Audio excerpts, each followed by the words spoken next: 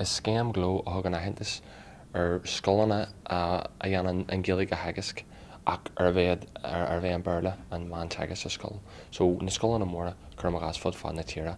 Nachhfuil an Gaeilge mar bhain teagas gacu ach atá deanú an níhall leis an Gaeilge chur chun cinn tríd imeachtaí speisialta ranganna chur fáil agus eile.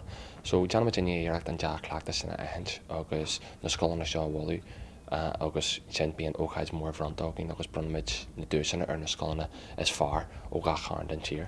Scéim oscailte tá sé oscailte mar dúirs méid a an scoil Béarla sa tír a bhfuil deanú ruí leis an Gaeilge chur chun cinn sa scoil más na báisí. So sin bon scoileanna agus ar bon scoileanna fad na tíre. Tá an comórtas cinneal briste síos a sé réigiún agin, so bíon rint condaí hena an réigiún le a an ceann den tír chlúdach.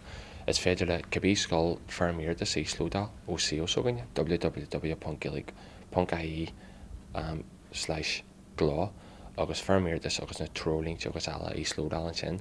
Buach fainte an comórtas fad na nóchaid fronta le cúpla bliana nuas bhí an tálinn íana speisialta eil, cúpla bliana ó hin bhí leadan scoithógainn bhí an nóchaid fronta agin na barca chrógaí agus bhí mar na galí sin. So bhí san scoileanna ar fad ó an caint ag teach le céalaigh, buú le daoine eile bhí ag fólam na Gaeilge agus bhí leabhar an tuachtarán an Gaeilge rud a sppraig na páisí go mór agus na scoileanna fuair a an páisí agus a an muinteoir Greengraf leis naire agus bronaí an grada marthú a go leis go leis an tuachtarán a nuirí bhí aire Pat Currylinn cumáid agus Harlan rud céanna rís. So is ócáid iontas speisialta sin den na páisí scoile agus den na scoileanna iad chéan.